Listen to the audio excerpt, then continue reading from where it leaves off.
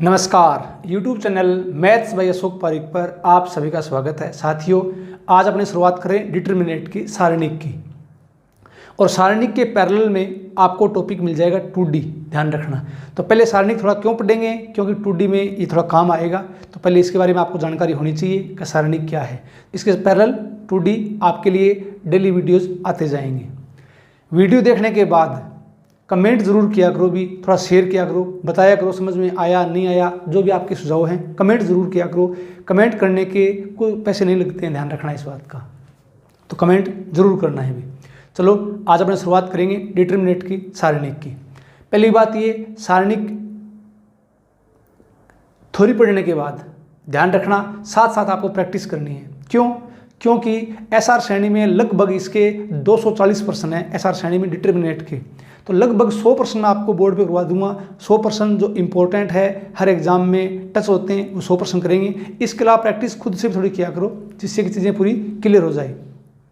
Concept के नाम पर इसमें ज़्यादा कुछ नहीं है डिटरमिनेंट में। कुछ थोड़ी बहुत चीज़ें हैं जो कॉन्सेप्चुअल है, बाकी थ्योरेटिकल चीज़ें हैं। आज का जो अपनी क्लास है, आज की क्लास, वो सिर्फ और सिर्फ क्या है, थ्योरेटिकल है।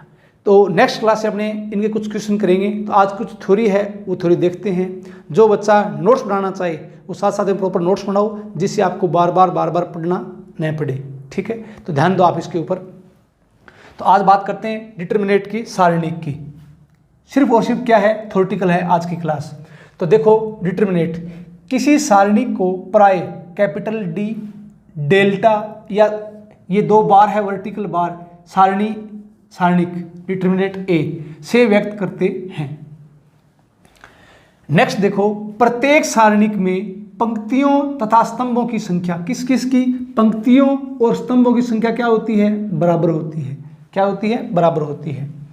तथा यह संख्या ही सारणिक की कोटि क्या होती है, ऑर्डर होती है।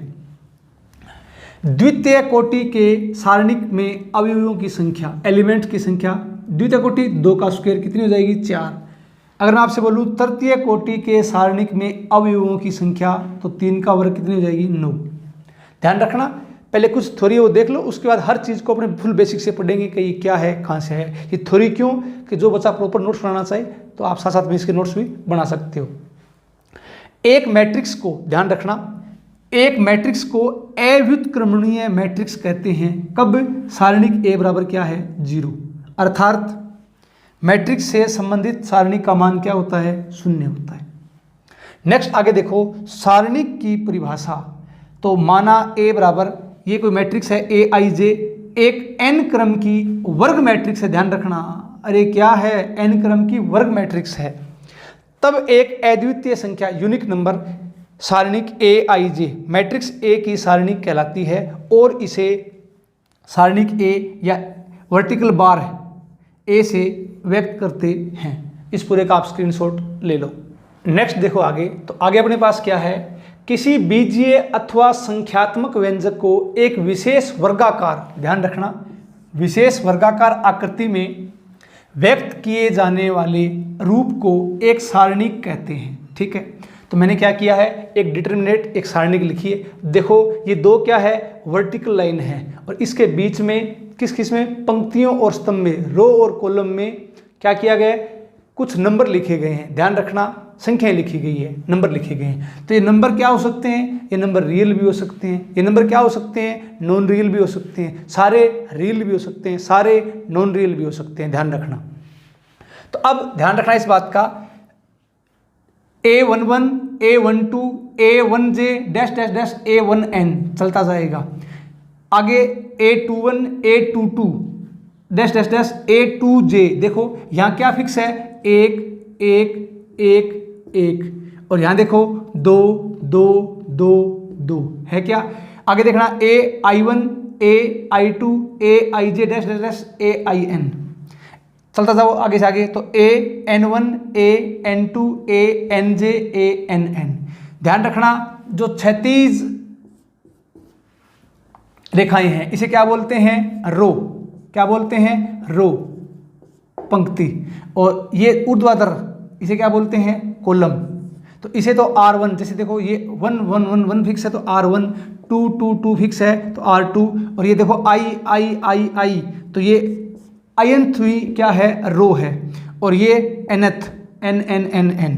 अब यहाँ पर देखना कॉलम 1 1 1 1 तो C1, 2 2 2 2 C2, यहाँ देखना J J J J तो jth कॉलम है ये, और ये देखो n n n n ये क्या है, ये nth कॉलम है। तो ध्यान रखना जो क्षैतिज रेखाएं हैं, जो क्षैतिज है इसे क्या बोलते हैं, पंक्ति, और जो ऊर्ध्वाधर है उसे क्या बोलते हैं, स्तंभ, रो और कॉलम। ठीक है। अब जैसे देखो ए आई जे ये अपने पास एक जनरल एलिमेंट है, एलिमेंट का मतलब कोई नंबर। ठीक है। तो अब ध्यान रखना सभी को पता है इस बात का, क्यों, बहुत आसान चैप्टर सभी को आता है। ये आई है, ये किसको डिनोट करेगा, किसे रिप्रेजेंट करेगा, रो नंबर, और जे है ये कॉलम नंबर। ध्यान है ना सबको। तो ये पहले वाला है ये रो नंबर रिप्रेजेंट करेगा, और ये जे है ये सेकंड वाला ये कॉलम नंबर रिप्रेजेंट करेगा। ध्यान रखना इस बात का। अब ये क्या है, ये n क्रॉस n ऑर्डर की क्या है, डिटर्मिनेट है। ध्यान रखना n क्रॉस n डिटर्मिनेट की ऑर्डर का मतलब इसमें n क्या है, रो है, और n क्या है, कॉलम है।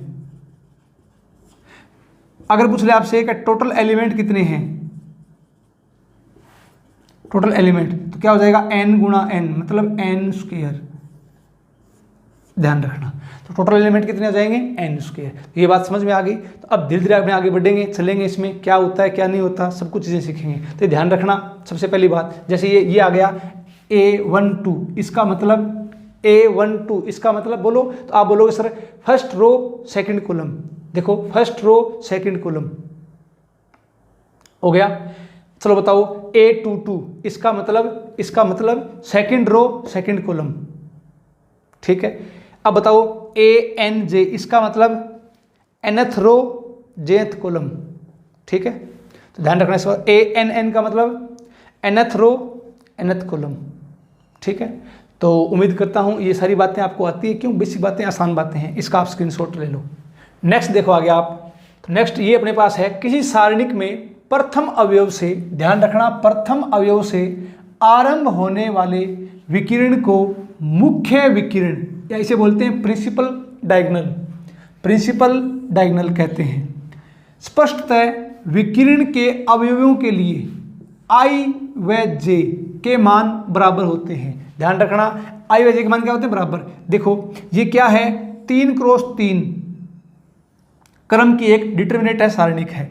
अब देखो इसका विकिरण, मुख्य विकिरण, ये देखो यहाँ I का मान 1, J का मान 1, I का मान 2, J का मान 2, I का मान 3, J का मान 3। तो ध्यान रखना मुख्य विकिरण के लिए I व J के मान हमेशा क्या होते हैं, बराबर होते हैं। ध्यान रखना एक विकिरण ये होता है भी, इसे बोलते हैं ऑफ डायगोनल। क्या बोलते हैं इसे, ऑफ डायगोनल बोलते हैं। ध्यान रखना इसमें क्या होगा, I प्लस J बराबर क्या हो जाएगा, n plus 1, I plus J बराबर n प्लस 1। देखो I plus J 3 plus 1 4, n का मान 3, क्यों 3 गुणा 3 क्रम की क्या है, सारणिक है। तो 3 और 1 4, n का मान 3, 3 और 1 4, 2 और 2 4, 3 और 1 4 हो गया। हाँ सर हो गया। अब देखो आगे नेक्स्ट अपने पास ये है कि ऐसा सारणिक जिसमें विकिरण के, ध्यान रखना ऐसा सारणिक जिसमें विकिरण के ऊपर या नीचे, ध्यान रखना सभी अवयव शून्य हो, क्या हो, शून्य हो, तो क्या कहलाएगी, त्रिभुजाकार सारणिक। ध्यान रखना ऊपर या नीचे ये विकिरण है। अब देखो इसके ऊपर ये सारे अवयव क्या है, शून्य है, तो क्या कहलाएगी, त्रिभुजाकार सारणिक, ऊपर या नीचे। ठीक है।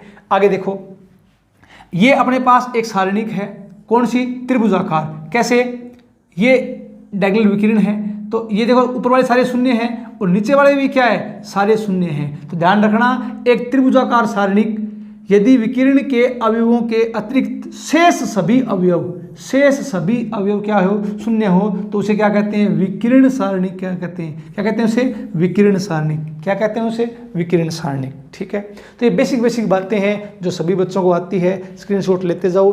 कॉन्सेप्ट वाली कोई इसमें बात नहीं है, सिर्फ थ्योरेटिकल बातें हैं, तो चीज़ें अपने देख रहे हैं, इसका आप स्क्रीनशॉट ले लो।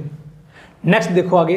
तो अगला पॉइंट अपने पास क्या है, माइनर ऑफ एन एलिमेंट। सुनना समझना आराम से, माइनर ऑफ एन एलिमेंट, अवयव का उपसारणिक। तो उपसारणिक कैसे निकालते हैं, देखो किसी सारणिक के किसी अवयव का, ध्यान रखना, किसी सारणिक के किसी अवयव का उपसारणिक वह सारणिक है, उपसारणिक वह सारणिक है जो कि दिए गए सारणिक में उस अवयव वाली पंक्ति व स्तंभ, उस अवयव वाली पंक्ति व स्तंभ को छोड़ने से प्राप्त होती है। इसे MIJ से व्यक्त करते हैं। देखो क्या बताया है, डेल्टा बराबर, ये कोई अपने पास डिटर्मिनेंट है, 3x3 की सारणिक है, A11 A12 A13 A21 A22 A23 A31 A32 A33, ये कोई डिटर्मिनेंट है। तो माइनर की सारणिक, किसकी, माइनर की सारणिक, इसको मान लेता हूं मैं M बराबर, क्या हो जाएगी, M11 M12 M13 M21 M22 M23 M31 M32 M33। ठीक है, तो अब एक काम करते हैं, क्या, देखो अब मुझे बताओ, आप यहां से देखो, अगर मैं आपसे पहले बोलूं कि M11 क्या है, M11 क्या है, तो आप क्या बोलोगे, A11 का उपसारणिक, A11 का उपसारणिक। तो M11 क्या है, A11 का उपसारणिक। कैसे निकालोगे इसको, देखो A11 ये एलिमेंट है, तो क्या करोगे, ये पंक्ति और ये स्तंभ छोड़ दो। ध्यान रखना, आपको मैंने ये बात बताई है कि उस अवयव वाली पंक्ति व स्तंभ को छोड़ने से प्राप्त होती है, छोड़ दिया। तो M11 क्या आ जाएगा, देखो यहां से क्या बच गया अपने पास, A22 A22 A23 और A32 और A33। आगे बात समझ में, देखो ये क्या है, 3x3 की सारणिक है और ये क्या है, 2x2 की सारणिक, मतलब एक कम। अब देखो अगर मैं आपसे पूछूं, चलो आप मुझे बताओ दूसरी बात, अब आप ये बताओ कि M12 निकालो, तो आप क्या करोगे, आप क्या बोलोगे, ये क्या है, A12 का उपसारणिक, निकाल दोगे, हाँ सर निकाल देंगे। कैसे निकालोगे, देखो अब की बार ये है, तो क्या करेंगे, ये पंक्ति छोड़ दी और ये स्तंभ छोड़ दिया। तो अब मुझे बताओ क्या आ जाएगा यहाँ पर, आप बोलो सर आ जाएगा A21 A31 और देखो ये छोड़ दिया, तो यहाँ आ गया A32 A23 और यह जाएगा A33। आगे बात समझ में। अगर मैं आपसे बोलूँ, चलो आप मुझे बताओ तीसरी बात, M13 क्या है, M13 क्या है, तो आप क्या बोलोगे, आप बोलोगे A13 का उपसारणिक, A13 का उपसारणिक है, क्या है। कैसे निकालोगे, अब की बार तो क्या करोगे, ये पंक्ति छोड़ दो और ये स्तंभ छोड़ दो। ठीक है, अब क्या आ जाएगा अपने पास, ये बच जाएगा, क्या आ जाएगा, A21 A22 A31 A32। निकाल लोगे। इसी प्रकार आप खुद से निकालना, किस का, आगे वाले सभी का, M21 M22 M23 M31 M32 M33। ठीक है, ये बात उम्मीद करता हूँ बहुत आसान बात है, थ्योरेटिकल बातें हैं, समझ में आ गई होगी, इसका आप स्क्रीनशॉट ले लो। नेक्स्ट देखो आगे, अवयवों का सहखंड, कोफैक्टर ऑफ एन एलिमेंट। क्या करेंगे, देखो किसी अवयव AIJ, अर्थात इसका मतलब क्या है, देखो IV पंक्ति व जेवें स्तंभ का अवयव। IV पंक्ति आपको मैंने क्या बताया था, पहला पंक्ति और दूसरा स्तंभ को, तो IV पंक्ति व जेवें स्तंभ का अवयव का सहखंड, ध्यान रखना सहखंड, उस अवयव के उपसारणिक का, उपसारणिक आपको मैंने माइनर अभी निकालना सिखाया है, माइनर निकालना मैंने आपको अभी सिखाया है। उपसारणिक का -1 की पावर I + J गुणा होता है, इसे CIJ या FIJ से व्यक्त करते हैं तथा सी आई जे बराबर क्या हो जाएगा -1 की पावर i प्लस जे, ये क्या आ जाएगा एम आई जे माइनर। जैसे मान लो ये अपने पास डेल्टा बराबर कोई सारणिक A11 A12 A13 A21 A22 A23 A31 A32 A33, ये 3x3 की क्या है अपने पास एक सारणिक है। तो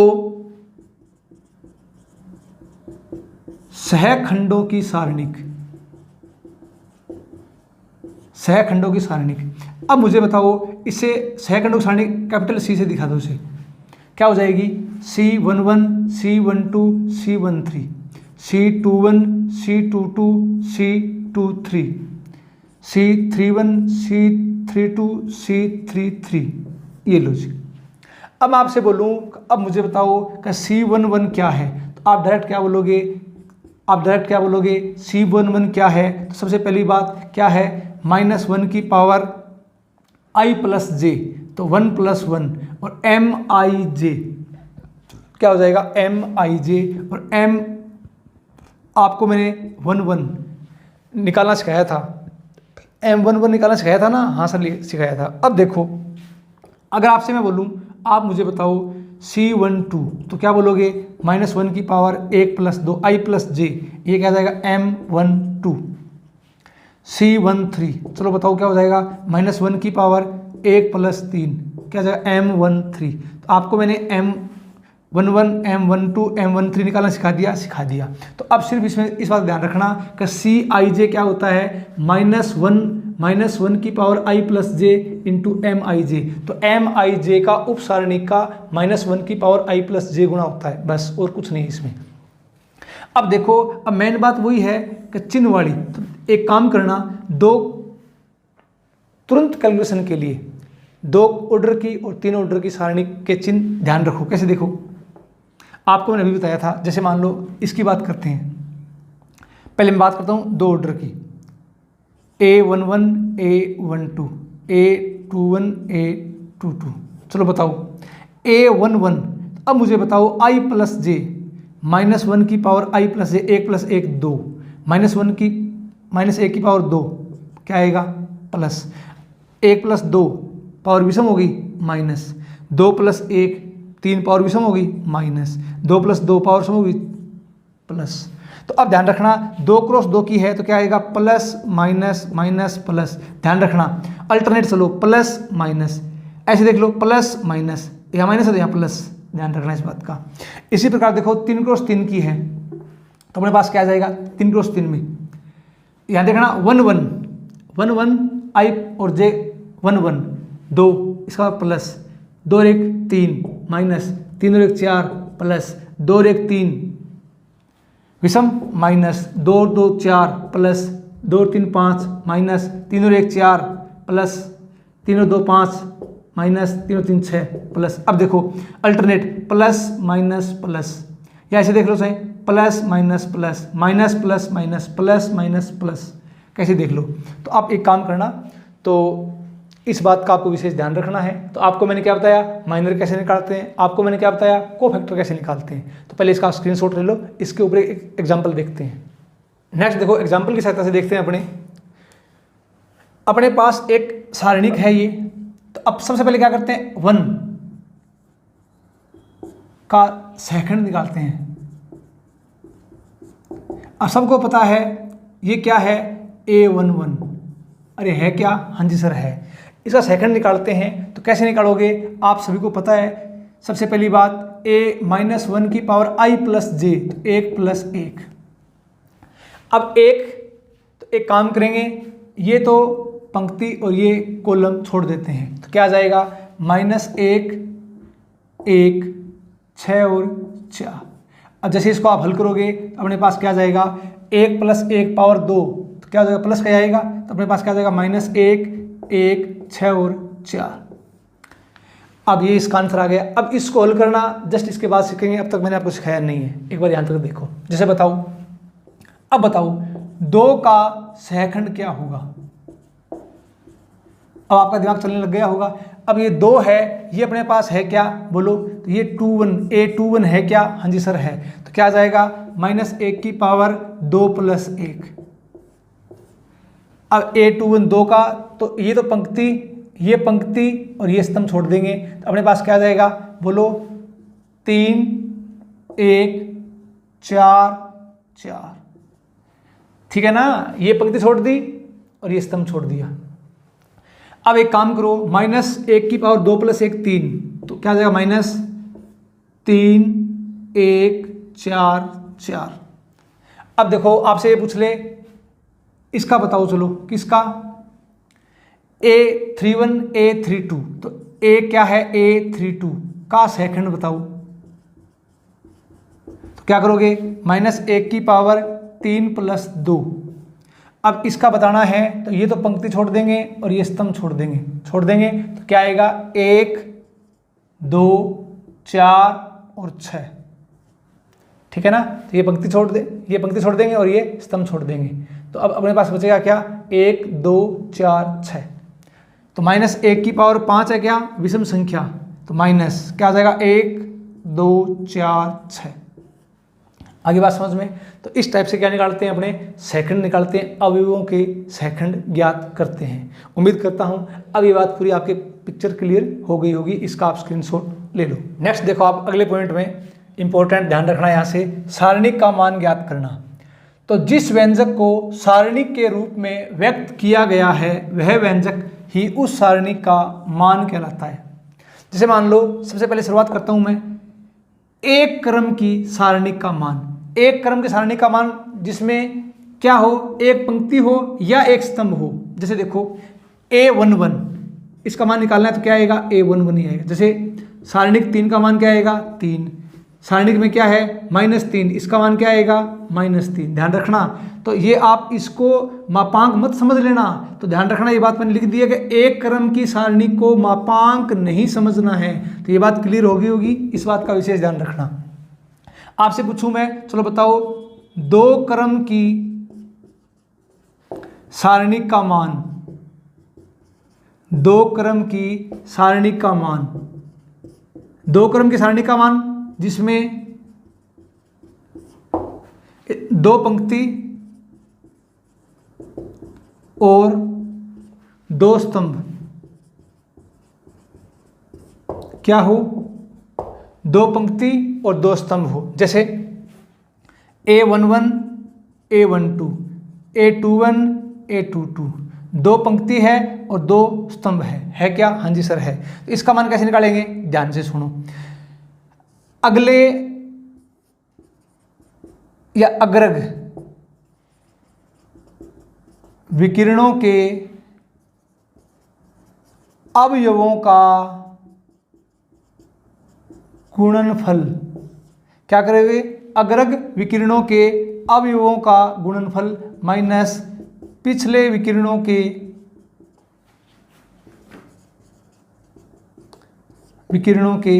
अवयवों का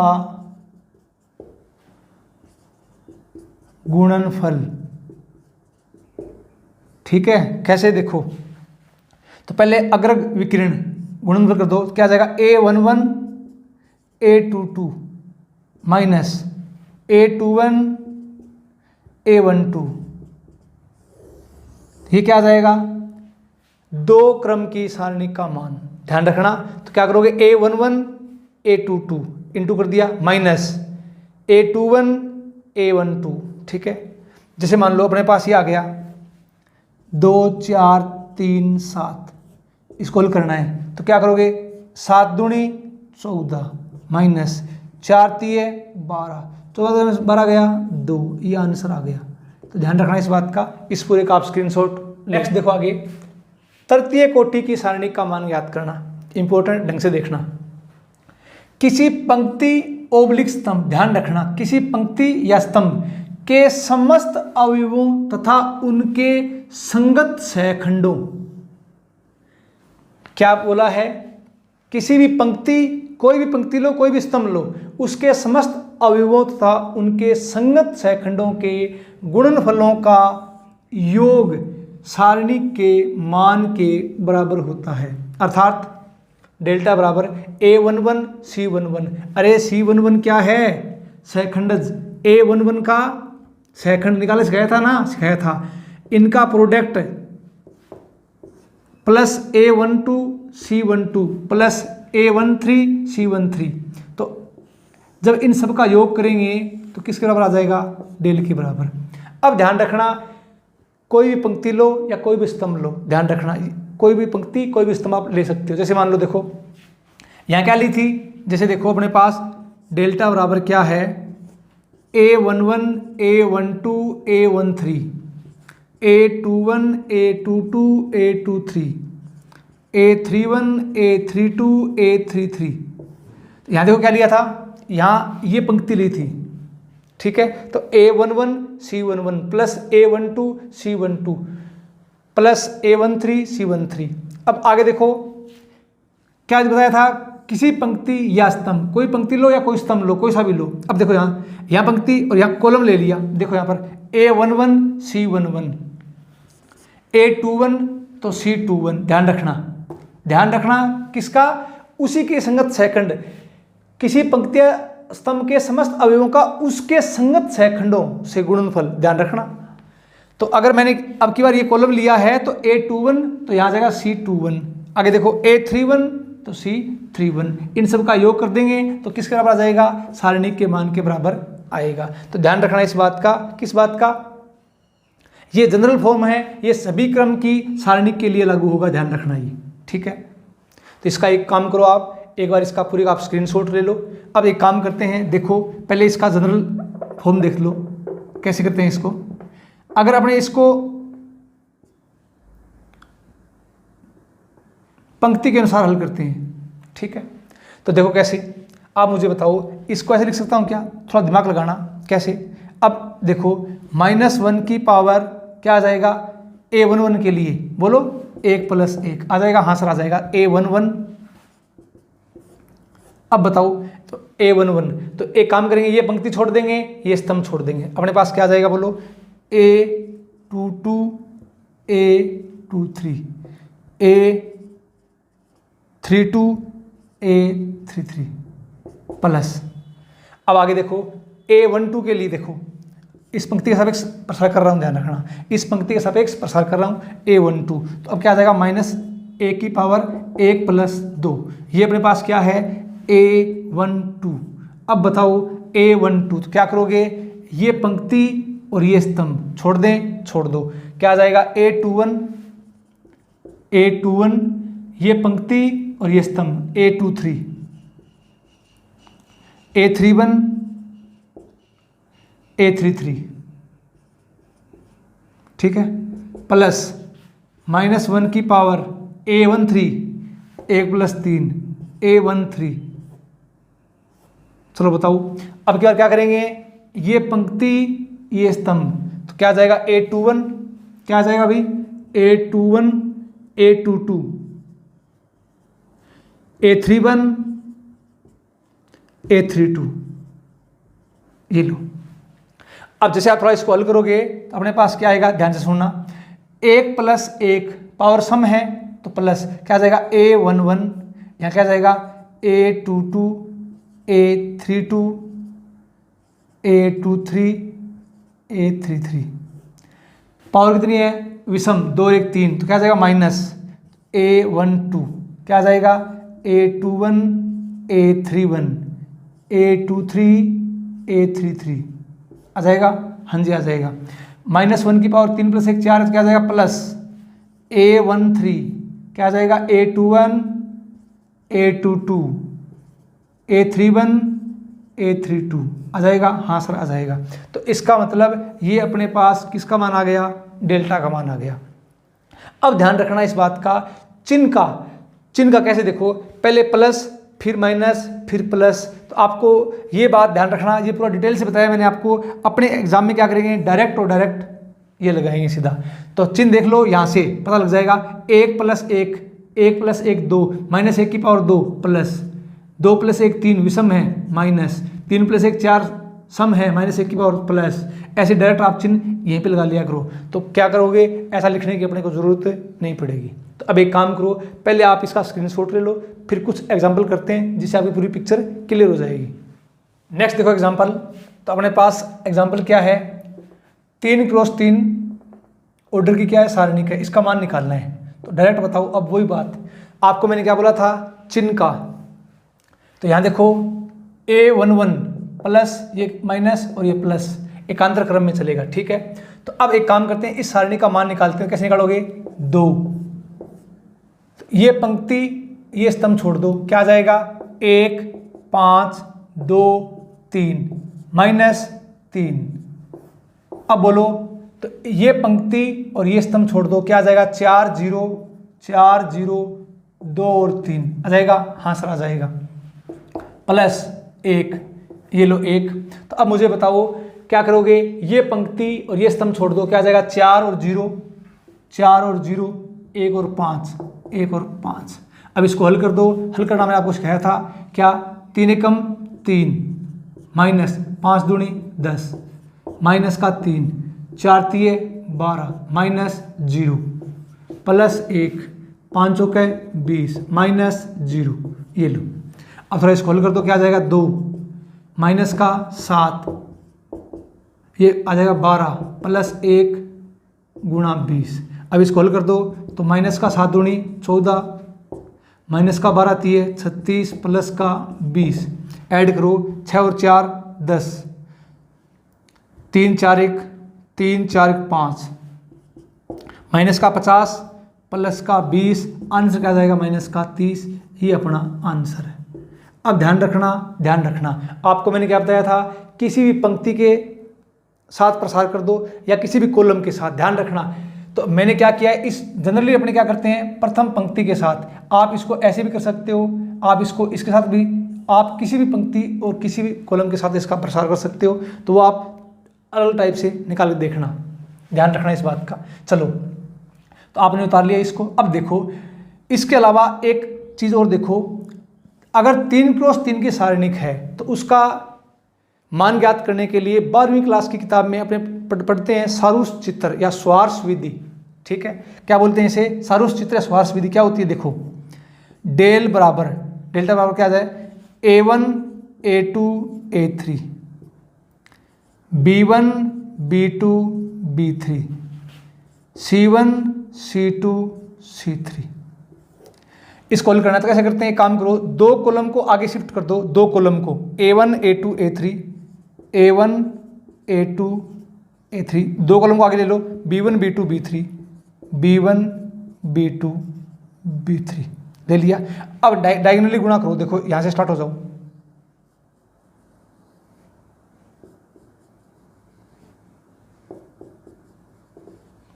ठीक है। तो पहले इनका प्रोडक्ट करो, पहले इनका क्या आ जाएगा, बोलो, A1 B2 C3 प्लस आगे वाला B1 C2 A3 प्लस आगे वाला C1 A2 B3 माइनस क्या करोगे, अब देखो आगे वाला यहाँ लिख रहा हूँ नीचे में। अब यहां से स्टार्ट हो जाओ, कहां से, यहां से, ये लो। तो क्या है, A3 B2 C1 है क्या, हाँ जी है। अब ये लो, तो क्या आ जाएगा, B3 C2 A1 प्लस, अब ये ले लो, तो क्या आ जाएगा, C3 A2 B1, ये लो। तो इसको ऐसे हल करोगे तो भी आंसर आएगा। तो एक काम करते हैं, इसको अपने इस सारूष विधि से देखते हैं। देखो डायरेक्ट अपने पास क्या था, यहां कर रहा हूं मैं इसको। अपने पास सारणी क्या थी, 2 4 0 2 4 0 3 1 3 1 5 3 1 5 1 2 3, 2 कॉलम को आगे लिख दो, 2 4 0 2 4 0 3 1 5 3 1 5। वही बात, क्या, डायरेक्ट गुणा कर दो स्टार्ट।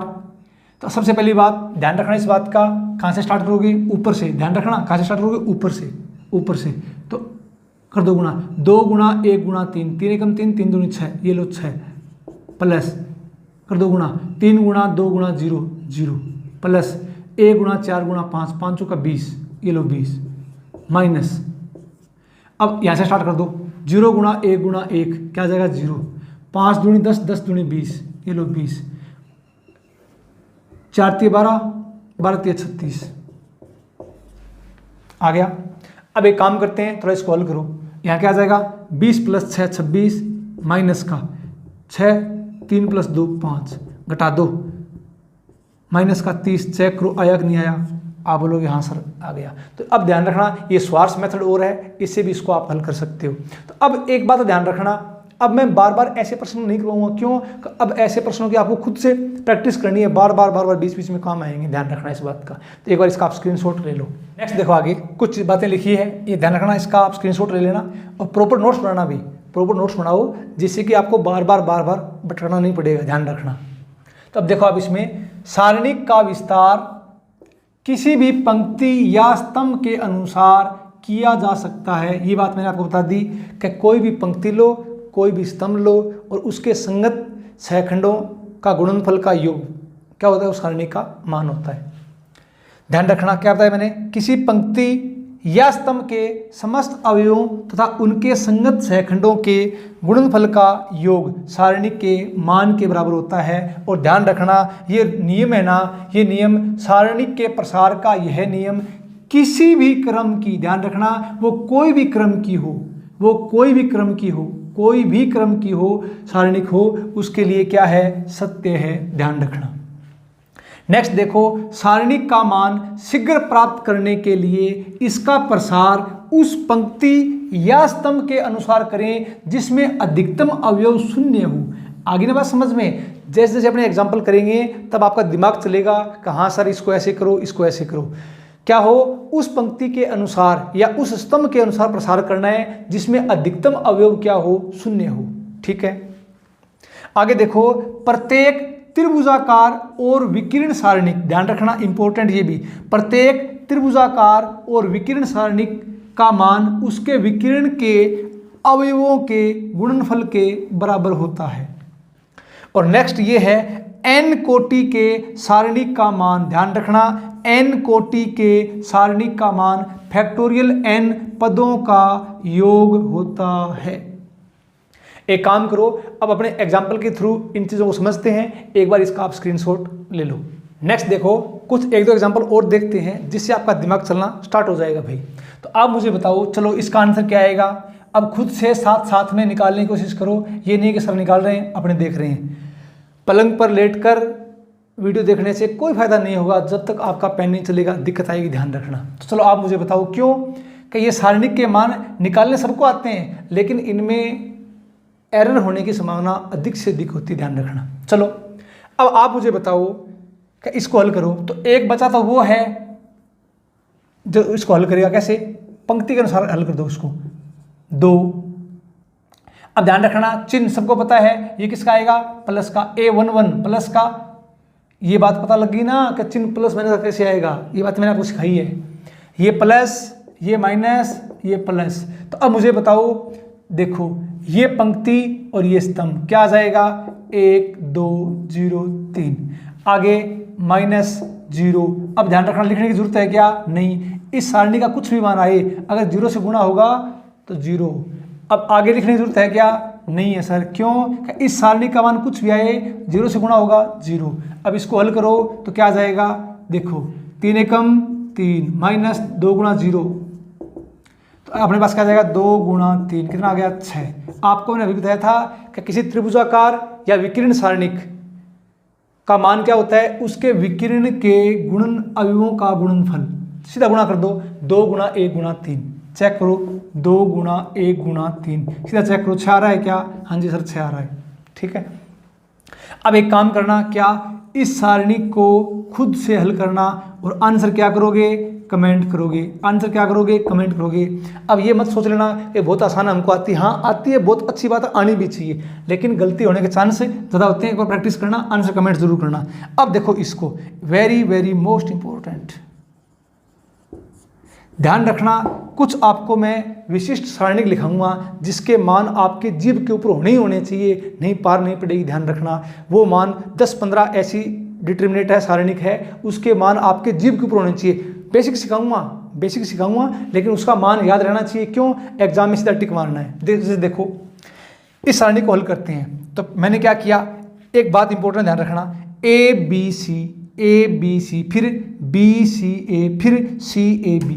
ठीक है, तो अब ध्यान से देखना, डेल बराबर अपने पास क्या है, ए बी सी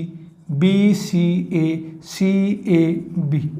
ठीक है, अब इसका मान निकालना है तो कैसे निकालेंगे, वही बात सीधी, दो कॉलम को आगे शिफ्ट कर दो, ए बी सी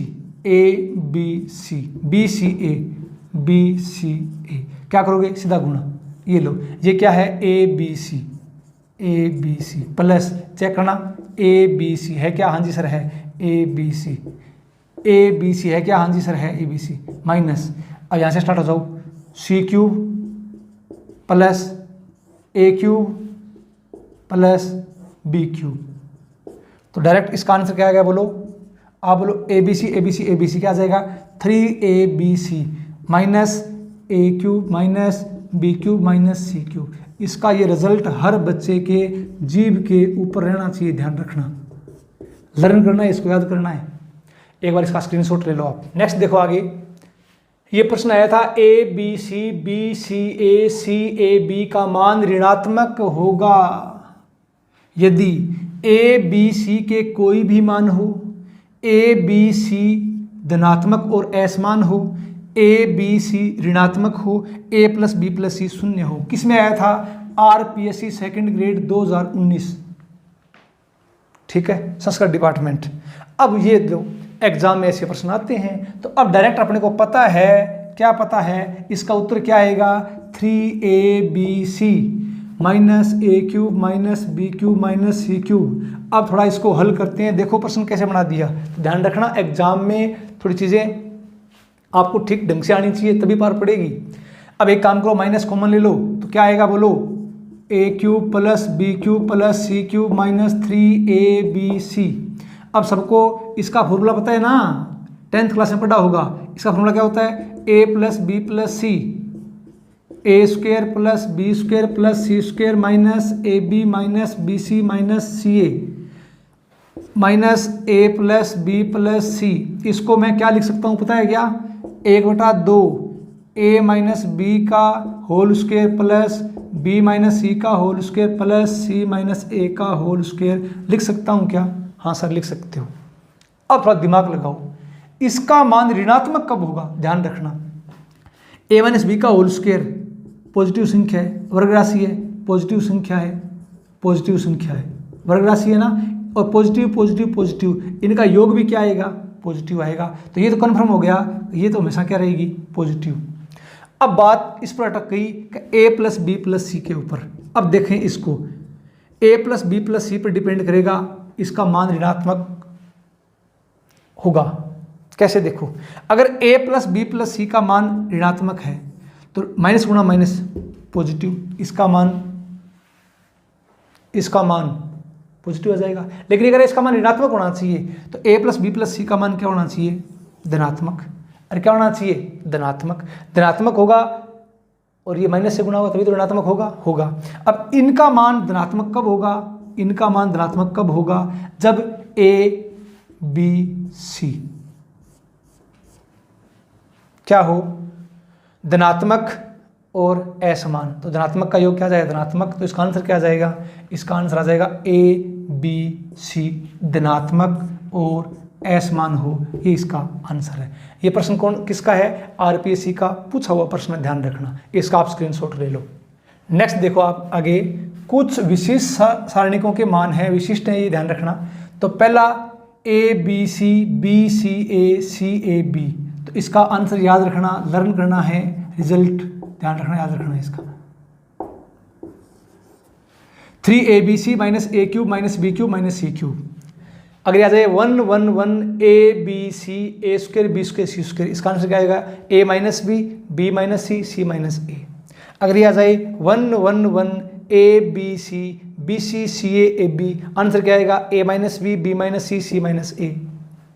चौथा 1 1 1 B plus C plus A plus B, और नीचे B square plus C square plus A square plus B square. Answer क्या आएगा? A minus B minus C minus A. 1 1 1 A B C A cube B cube C cube बराबर A B C A square C square B plus C plus A plus B. Answer क्या आएगा? A minus B minus C minus A. Into में चल रहा है ये, into में ए plus सी। और 1 1 1 A square C square A cube B cube C cube. Answer क्या आएगा? A minus B into B minus C minus A into A B C plus C A. ध्यान रखना ये 6-7 रिजल्ट हैं जो कि हर बच्चे के जीप पर होने चाहिए। इनका बेसिक आपको मैं सिखाऊंगा, ध्यान रखना इनका बेसिक सिखाऊंगा, डायरेक्ट वैल्यू पुटिंग करना बताऊंगा, इसमें वैल्यू पुट कैसे करते हैं ध्यान रखना, वो चिंता मत करना। लेकिन ध्यान रखना ये रिजल्ट 6-7 हैं जो हर बच्चे के जीप पर होने चाहिए। इसकी सहायता से अपने बहुत बड़े बड़े प्रश्नों को आसानी से हल करेंगे। ठीक है, तो इसका आपने स्क्रीनशॉट ले लिया होगा। आज करेंगे इतना ही। नेक्स्ट वीडियो में आपके सामने आ जाएंगे सारणिक के गुणधर्म पढ़ेंगे। तो जो बड़े बड़े क्वेश्चन होते हैं उनको गुणधर्म लगाएंगे और आसानी से अपने हल कर लेंगे। तो आज की क्लास कैसी लगी, जो भी आपके सुझाव हैं कमेंट जरूर किया करो। ध्यान रखना इस बात का, शेयर भी करना, जिससे आपको ध्यान रखना टाइम पर। अब जैसे ध्यान रखना इस बात का, जितना ज़्यादा शेयर करोगे उतना ही ज़्यादा मैं आपको उत्साह से पढ़ाऊँगा। ध्यान रखना, तो शेयर करते हो नहीं, वीडियो सर आया नहीं, थोड़ा शेयर किया करो इसको। और जो भी आपके सुझाव हैं कमेंट जरूर करना। धन्यवाद। जय हिंद, जय भारत।